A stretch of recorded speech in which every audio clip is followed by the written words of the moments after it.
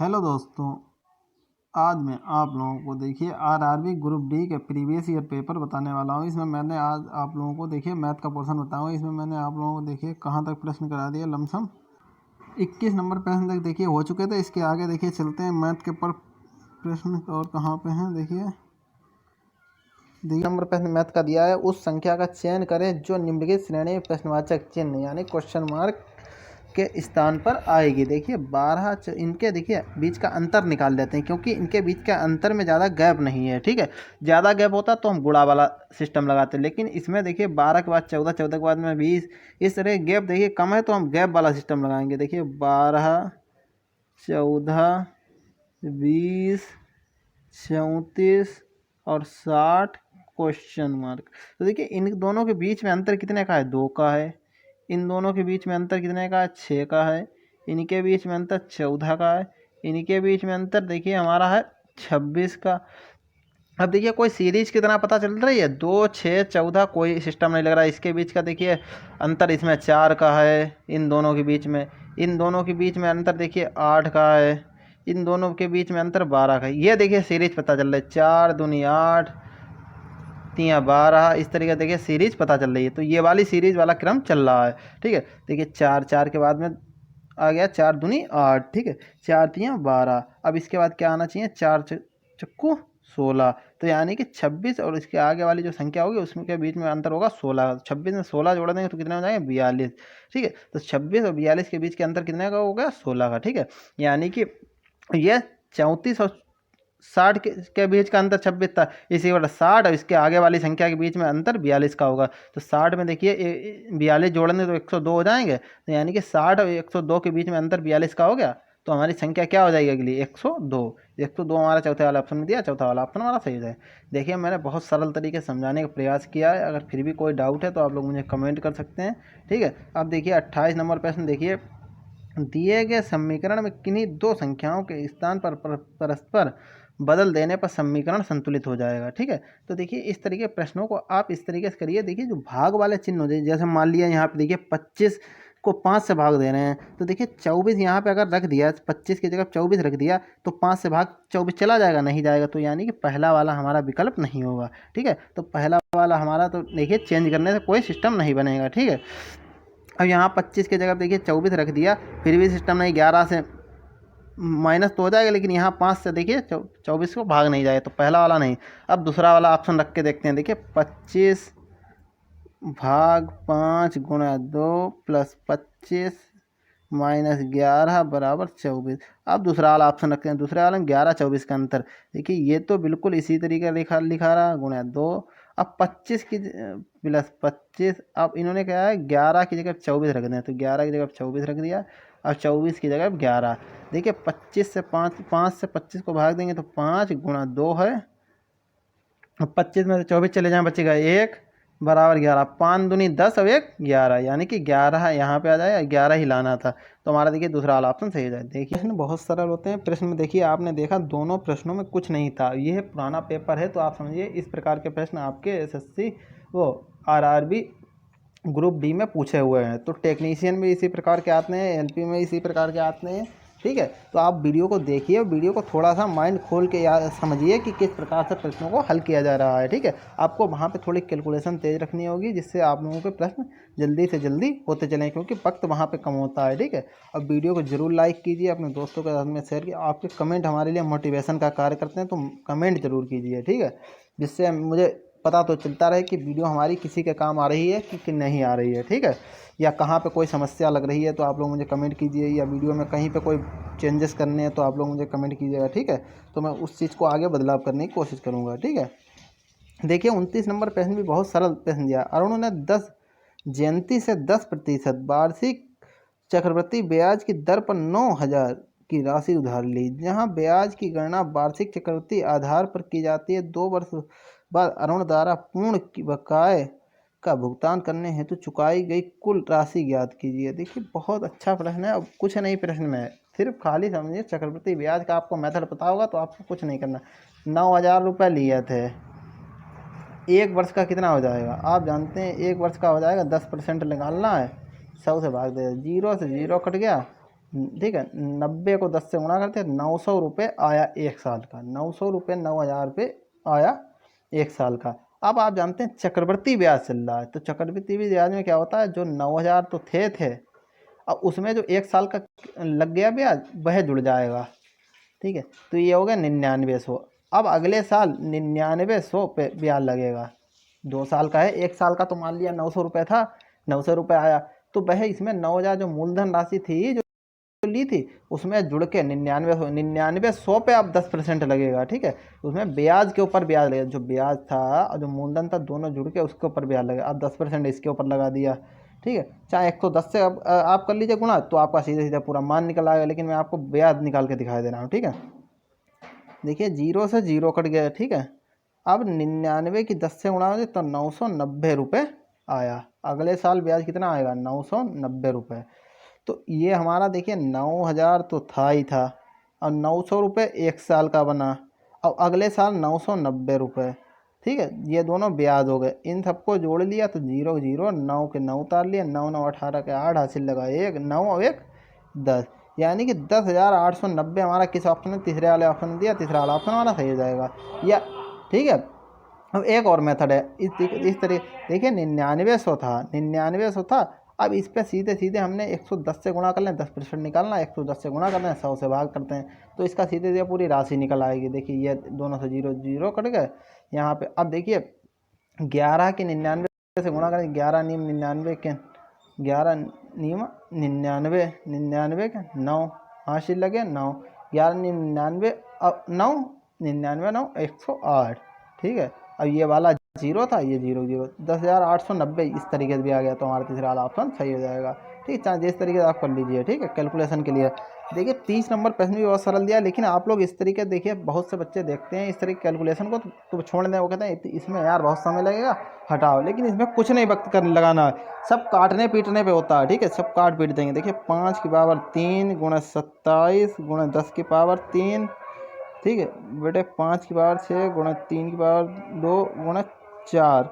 अब इस तरीके देखिए आप क्या करिए, 5 की पावर 3 है, 3 लिखिए, गुणा 27 को किस तरीके 3 की पावर देखिए 2 गुणा 3 लिख सकते हैं, इस तरीके लिखते हैं, 3 तियाँ 9 और 9 तियाँ 27, बिल्कुल लिख सकते हैं। आप देखिए ये तो जानते हैं कैलकुलेशन है। ठीक है, अब 5 गुणा 2 इस तरीके से लिख लें, पावर 3, 5 दूनी 10। ठीक है, अब भाग में क्या है, या यहाँ पे भी एक काम करिए, इसको ब्रैकेट में हटा के सीधे सीधे अलग अलग लिख लीजिए, क्योंकि नीचे देखिए पावर है।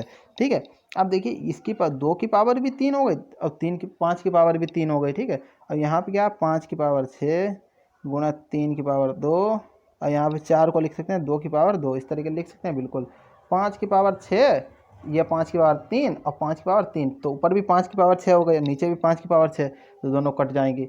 3 की पावर 2, 3 की पावर 2, ये दोनों कट गई। 2 की पावर देखिए 2 है, अब इसमें 2 की पावर 3 है, तो ये 2 की पावर 3 कट जाएगी, तो यहाँ पे खाली 2 बचेंगे। ठीक है, क्योंकि 2 की पावर 2 ये कट गई, 2 की पावर 2 से यहाँ पे कट जाएगी, तो 1 2 बचेगा। ठीक है, यहाँ पे 3 बचा, यहाँ पे 2 बचा, तो 3 गुणे 2 कितना हो गया, 6, तो 6 हमारा तीसरे वाला ऑप्शन में दिया, तीसरा वाला ऑप्शन हमारा सही है। देखिए बिल्कुल नॉर्मल सवाल था, कुछ नहीं करना था। ठीक है, तो आपको देखिए समझ में आ गया होगा। देखिए प्रश्न बहुत सरल होते हैं। देखिए और आगे चलते हैं। देखिए 33 नंबर प्रश्न भी बहुत सरल दिया है। दो संख्याओं का अनुपात 5:8 है। यदि पहली संख्या में 40% प्रतिशत की वृद्धि होती है और दूसरी संख्या में 15% की कमी होती है, तो नया अनुपात क्या हो। ये दिया 12:17, दूसरा दिया 37:39, तीसरा दिया 23:26, चौथा दिया 35:34। तो देखिए क्या है हमारा, ए कोई पर्सन है, एक बी है। देखिए दो संख्याएं हो गई, एक ए एक बी, इसका एक का अनुपात है 5 और दूसरे का अनुपात 8, दूसरे का अनुपात है 8। ठीक है, ए का अनुपात हो गया हमारा 5, दूसरे का अनुपात हो गया 8। अब देखिए इनका क्या करें, देखिए इसमें मान लिया देखिए अनुपात है। ठीक है, तो इसको इस तरीके से लिख सकते हैं, इसको मैंने 50 लिख लिया, इसको 80 लिख लिया। ठीक है, ये तो अनुपात दिया था, और अनुपात को देखिए उसमें संख्या में बदलेंगे तो 50:80 लिख सकते हैं। ठीक है, 50 और 80 लिख सकते हैं। ठीक है, अब आप देखिए 40% की इस पर वृद्धि कर दी, गुणे 40% की वृद्धि करा दी।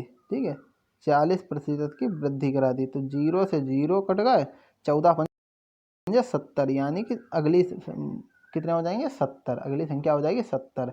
ठीक है, जब 40% की वृद्धि होने का, अब दूसरी संख्या में क्या है, दूसरी संख्या में 14 की वो 15% की कमी हो रही है। अब 15% की कमी कर दी, 85/100, क्योंकि देखिए 100 में से 15 कम कर देंगे तो 85 तो बचेंगे।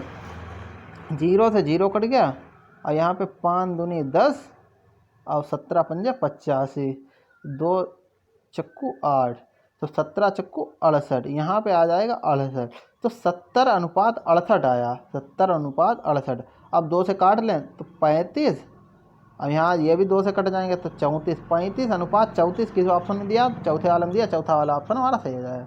ये प्रश्न बहुत सरल है, कुछ भी प्रश्नों में नहीं करना है, सिर्फ आपको थोड़ा सा माइंड लगाना है और बस काम हो जाएगा। ठीक है, प्रश्न भी बहुत सरल सरल होते हैं, बहुत से बच्चे इन्हीं प्रश्नों को छोड़ के चले जाते हैं। देखिए 38 नंबर प्रश्न में बहुत सरल प्रश्न दिया है, ABCDEF और G नामक 7 राजा एक वृत्ताकार मेज के परितः केंद्र की ओर मुख करके बैठे। एक मैंने वृत्ताकार बना लिया, एक गोला बना लिया। देखिए आप चाहे इस तरीके से बना लीजिएगा, देखिए इस तरीके से बना लीजिए, एक गोला बन गया। ठीक है, अब क्या किया, ABCDEF और G नामक 7 राजा एक वृत्ताकार मेज के परितः केंद्र की ओर मुख करके बैठे हैं। ये केंद्र बना लिया मैंने, इसके मुख की ओर बैठे हैं सभी इधर की ओर। ठीक है, वे एक दूसरे से सामने दूरी समान दूरी पर बैठे हैं। ठीक है, समान दूरी पर बैठे हैं। F और C के बीच में केवल E बैठा है। ठीक है, F और C के बीच में केवल E बैठा है। E यहाँ पे बैठा दिया मैंने, ऊपर F बैठा दिया मान लिया। ठीक है, और यहाँ पे C नहीं, 1 मिनट, ऊपर को C बैठा दीजिए। ठीक है, अच्छा F किसी भी तरीके से बैठा लिए, E को बीच में रखिए। ठीक है, E को बीच में रखिए। F और C के बीच में केवल E बैठा है, E बैठ गया, कोई दिक्कत नहीं। A और G के बाईं ओर और तीसरे स्थान पर है। A है G के, यहाँ पे G को मैंने बैठा दिया, G को। ठीक है, G के बाईं ओर समझते हैं आप किधर, 1 2 3, तीसरे स्थान पे A। ठीक है, तीसरे स्थान पर A बैठ गया। ठीक है, बाईं ओर। और इन्होंने क्या कहा है, A और B के बीच की दूरी, यहाँ पे थोड़ा सा इरेज कर दे रहा हूँ मैं, देखिए यहाँ पे ये दिखाई नहीं दे रहा है क्या लिखा है, जी आप चलिए जाए, कहाँ गया, A और B के बीच में केवल D बैठा है। A और B के बीच में केवल D बैठा है। अब देखिए इधर आप समझिए, यहाँ पे तो G बैठा दिया। ठीक है, अब इधर तो 3 लोग बैठ गए। ठीक है, यहाँ पे 4 लोग होने चाहिए, तो यहाँ पे B बैठा होगा। ठीक है, A और B के बीच में D बैठा दिया। ठीक है, अब A और B के बीच में D बैठ गया, कोई दिक्कत नहीं। अब G C के बाईं और ठीक बगल में है, G है, देखिए G है C के बाईं और ठीक बगल में, बिल्कुल बगल में है, कोई दिक्कत नहीं। ये देखिए पास ही में तो है, चाहे इसको उठा के आप इस तरीके से कर सकते हैं। देखिए, या अभी उठाएंगे नहीं क्योंकि आपको कन्फ्यूजन हो जाएगी, तो आप सीधे बगल में है। ठीक है, बगल में मानिए इसको, क्योंकि इसके बीच में कोई संख्या तो है नहीं, यहाँ पे मैंने थोड़ा सा दूर लिख दिया, लेकिन आप इसको बगल में मानिए। ठीक है, देखिए ये हमारा बिल्कुल G हो गया हमारा C के बाईं और ठीक बगल में। अब G के बाईं और ठीक बगल में कौन बैठा है,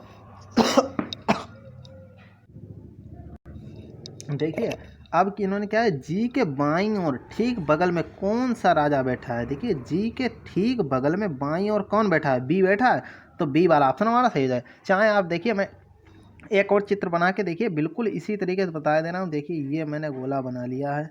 ठीक है, अब आप समझिए मैंने क्या बताया, पहली इन्होंने लाइन कही थी, वे एक दूसरे के समान दूरी पर बैठे हैं। F और C, F यहाँ पे मैंने बनाया C। ठीक है, और C और F और C के बीच में D बैठा है, यहाँ पे कोई D बैठा दिया, यहाँ पे कोई F बैठा दिया। ठीक है, ये हम बिल्कुल इसी तरीके से हो गया, कोई दिक्कत इस वाले चित्र की तरीके। ठीक है, और A और G के बाईं और तीसरे स्थान पर है। A यहाँ पे हो गया, और G मान लिया यहाँ पे हो गया, G यहाँ पे है, तो तीसरे स्थान पे यहाँ पे एक और कोई पर्सन बैठा होगा, दूसरा यहाँ पे, और तीसरा ये A को बैठा दिया मैंने। ठीक है, इसके बाद इन्होंने कहा ए और बी के बीच में केवल डी बैठा है, ए तो ये है तो इसके बीच में डी बैठा दिया तो यहाँ पे बी हो गया, ठीक है बी। अब इन्होंने कहा जी सी के बाईं और ठीक बगल में जी है, देखिए बिल्कुल यही वाली क्रम चल रहा है, ठीक है बगल में है, तो इन्होंने कहा जी के बाईं और ठीक बगल में कौन सा रहा, जी के देखिए बाईं और कौन बैठा है, ये हमारा बी बैठा है, तो बी वाला ऑप्शन हमारा सही हो जाएगा। देखिए कोई भी अब भी डाउट हो तो आप लोग मुझे कमेंट कीजिएगा। देखिए ये आज यहीं तक रखते हैं, मिलते हैं अगली वीडियो में, आज के लिए इतना ही रखते हैं। और वीडियो अच्छी लगे तो वीडियो को जरूर लाइक करें, अपने दोस्तों के साथ में शेयर करें और कमेंट जरूर कीजिए, आपके कमेंट ही हमारे लिए मोटिवेशन का कार्य करते हैं। तो आप लोग देखिए एक भी चाहे बच्चा वीडियो देखे तो कमेंट जरूर करें, ठीक है। मिलते हैं अगली वीडियो में, आज के लिए इतना है। Thank you for watching my video.